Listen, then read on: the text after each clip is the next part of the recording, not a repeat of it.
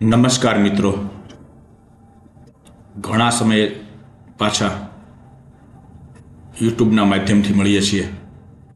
મિત્રો, આજે ધોરણ 9માં સામાજિક વિજ્ઞાન વિષયની અંદર પ્રકરણ 16 છે. એનું નામ અહીંયા તમને સામે દેખાય છે સ્ક્રીન ઉપર, આબોહવા. એની ચર્ચા કરશું. મિત્રો, આવા અવનવા શૈક્ષણિક વિડીયો જોવા માટે મારી આ યુટ્યુબ ચેનલને સબસ્ક્રાઈબ કરજો, લાઈક કરજો અને તમારા મિત્રોને શેર કરજો. મિત્રો, અહીંયા યુટ્યુબ એડ્રેસ આપેલું છે નીચે, એમાં લખેલું છે YouTube channel address Pathak Madhusudan. આ નામ યુટ્યુબ પર સર્ચ કરવાથી આ ચેનલ ખુલશે અને તમને દરેક માહિતી મળી રહેશે. આ માત્ર 9મા ધોરણ પૂરતું નથી, 8 થી 12 ધોરણ સુધીની આ આખી ચેનલ મેં તૈયાર કરી છે. 8મામાં સામાજિક વિજ્ઞાન, 9મામાં સામાજિક વિજ્ઞાન, 10મામાં સામાજિક વિજ્ઞાન અને 12મામાં અર્થશાસ્ત્ર. એ રીતે આમાં માહિતી મેં મૂકેલી છે. સ્લાઇડો છે, ચાર્ટ ચિત્રો છે, ક્વિઝ છે. આ બધું તમને આમાંથી મળી રહેશે. મિત્રો, તો ખાસ મારી આ યુટ્યુબ ચેનલ સબસ્ક્રાઈબ કરજો અને તમારા મિત્રોને પણ આ બાબત જાણ કરજો. ધન્યવાદ. આગળ નેક્સ્ટ.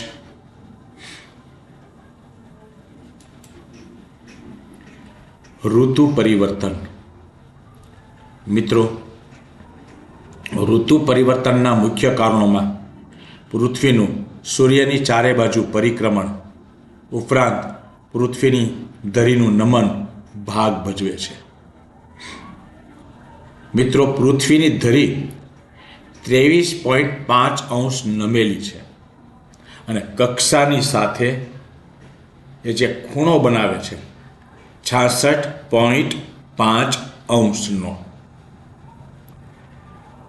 પૃથ્વીના ધરીના નમનના કારણે શું થાય છે? ઋતુઓ થાય છે.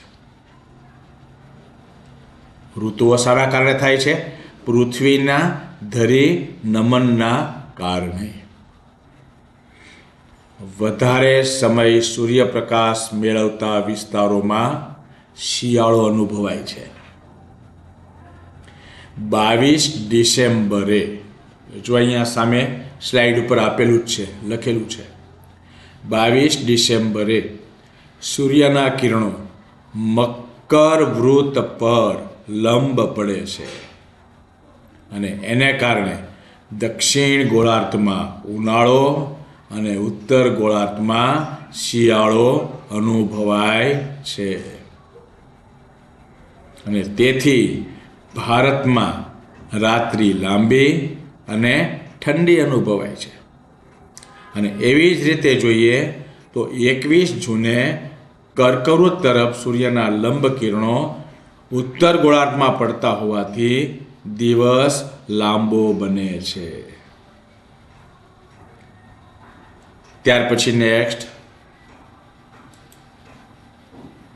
ભારતની આબોહવાની વિવિધતા. ભારતની આબોહવામાં અનેક બાબતોમાં ભિન્નતા છે. દક્ષિણ ભારત દ્વીપકલ્પીય પરિસ્થિતિ ધરાવતો હોવાથી દરિયા કિનારાની સમ આબોહવાનો અનુભવ કરે છે, જ્યારે દરિયા કિનારાથી દૂર જતા ખંડીય આબોહવા અનુભવાય છે. ભારતની આબોહવાની વિવિધતા જુઓ. ત્યાર પછી ઉત્તર ભારતનો ઘણો ભાગ દરિયાથી દૂર હોવાથી તમે જુઓ તો ઉત્તર ભારતનો જે ભાગ છે ત્યાં સમુદ્ર કિનારો નજીક નથી. દક્ષિણ ભારતને સમુદ્ર કિનારાનો લાભ મળ્યો છે ત્રણેય બાજુ. એક બાજુ બંગાળની ખાડી છે, એક બાજુ અરબ સાગર છે અને એક બાજુ હિન્દ મહાસાગર છે. જ્યારે ઉત્તર ભારતને આવો દરિયા કિનારાનો લાભ મળ્યો નથી.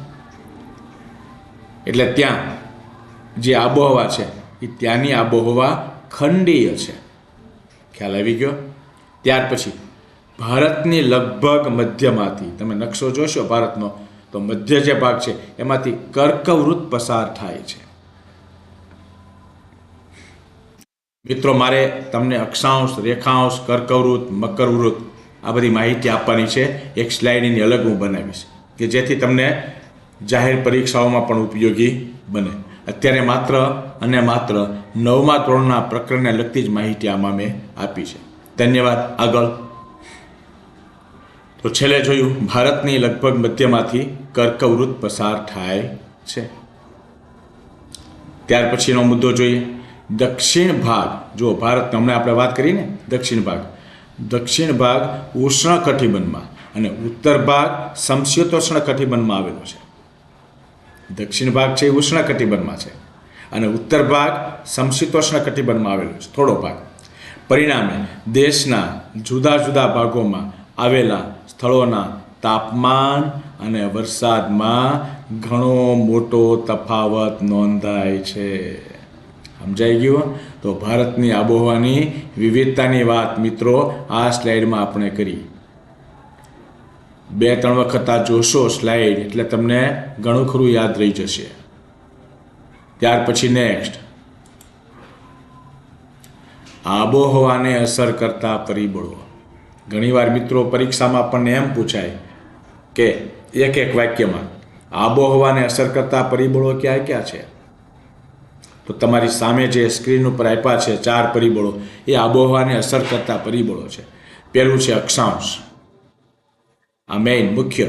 પછી સમુદ્ર સપાટીથી ઊંચાઈ, ત્યાર પછી સમુદ્રથી અંતર અને છેલ્લું વાતાવરણીય દબાણ અને પવનો. આ 4 બાબત છે. આ 4 જે અહીંયા હું આ એરો ફેરવું છું એ આબોહવાને અસર કરતા પરિબળો છે.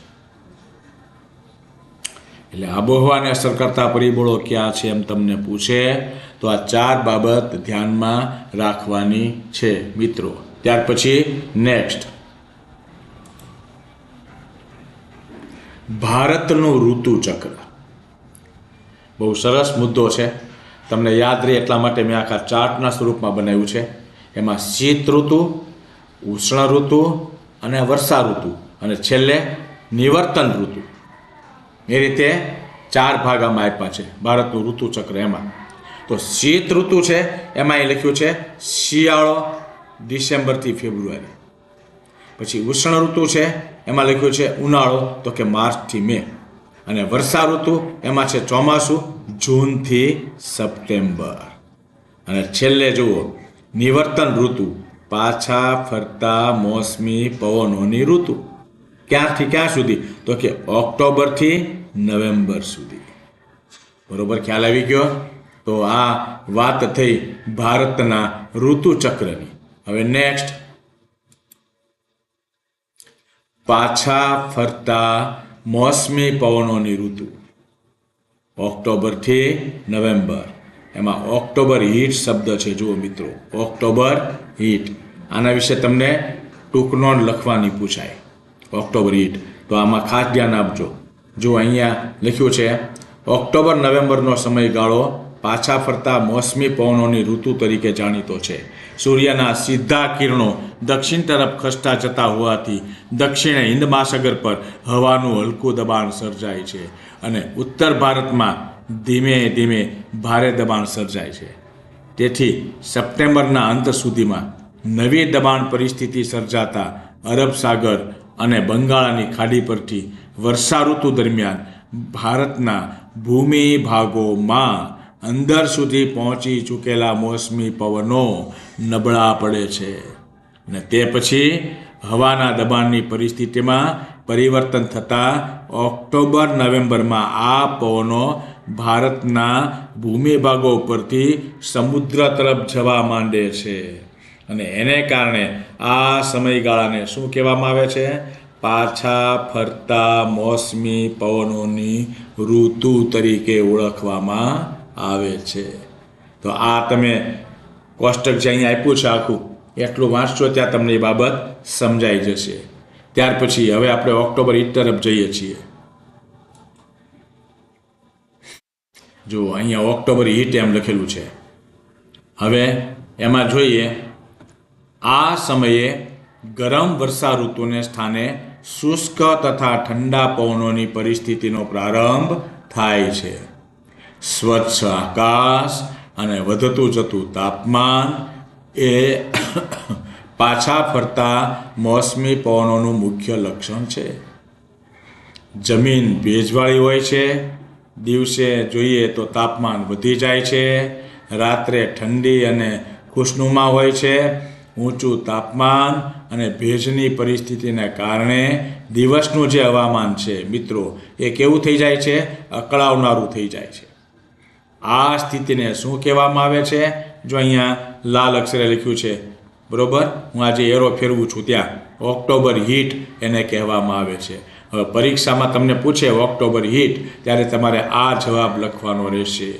ગુજરાતમાં આવી પરિસ્થિતિ ભાદરવી તાપ નામે જાણીતી છે. ભાદરવાનો તાપ આપણે કહીએ ને, આ ઓક્ટોબર હીટ એ જ એ થયું, બરોબર. ત્યાર પછી નેક્સ્ટ, આબોહવા અને માનવ જીવન. હવે એની વાત કરીએ. ભારતની આબોહવા મોસમી આબોહવા છે મિત્રો. આ મોસમી પવનોનું મુખ્ય લક્ષણ તેની અનિયમિતતા અને અનિશ્ચિતતા ગણાય છે, જેની ઘેરી અસરો ભારતની આબોહવા પર તથા લોકોના ખાનપાન, એની રહેણીકહેણી, આ બધા પર પડે છે. ખાસ કરીને, વિશેષ કરીને ભારત ખેતી પ્રધાન દેશ હોવા ઉપરાંત મોસમી આબોહવાના સંપૂર્ણ અંકુશ હેઠળ છે. મોસમી પવનોની બધી જ અનિશ્ચિતતાની અસરો ભારતની ખેતી પર અને ભારતના લોકજીવન ઉપર જોવા મળે છે, વર્તાય છે. આબોહવાની માનવ જીવન પર શું અસર થાય છે એ આપણે છેલ્લી સ્લાઇડમાં જોઈએ મિત્રો. આબોહવા અને માનવ જીવન આ પૂર્ણ થાય એટલે અહીંયા તમારો આખો પાઠ પૂર્ણ થશે. જો ખેતીના વિવિધ પાકો લઈ શકાય છે એવી આબોહવા છે, ગરમ અને ભેજવાળી. વિવિધ પાકો લઈ શકાય છે. અનાજ, કઠોળ, શાકભાજી. સિંચાઈની સગવડ ન હોય ત્યાં માત્ર ને માત્ર વરસાદના આધારે માત્ર એક જ પાક લઈ શકાય છે. વરસાદની ઋતુ પૂરી થયા પછી ખેત મજૂરો માટે આજીવિકાનો પ્રશ્ન ઊભો થાય છે. અનિયમિત વરસાદના લીધે પીવાના પાણીની સમસ્યા કપરી બને છે અને છેલ્લે રણ વિસ્તાર કે પહાડી પ્રદેશમાં જીવન હાડમારી ભર્યું બને છે. તો મિત્રો, આ આબોહવા અને માનવ જીવનની વાત આપણે કરી. એની સાથે આ પ્રકરણ પૂર્ણ થાય છે. હવે તમારું કામ શરૂ થશે. આની તૈયારી કરજો. અત્યારે પરીક્ષાઓ ચાલે છે, એ અનુલક્ષીને પણ તમને આ પાઠ ઉપયોગમાં આવશે. વાર્ષિક પરીક્ષામાં તો ખાસ, એટલે તમે એની તૈયારી કરી લેશો. ધન્યવાદ.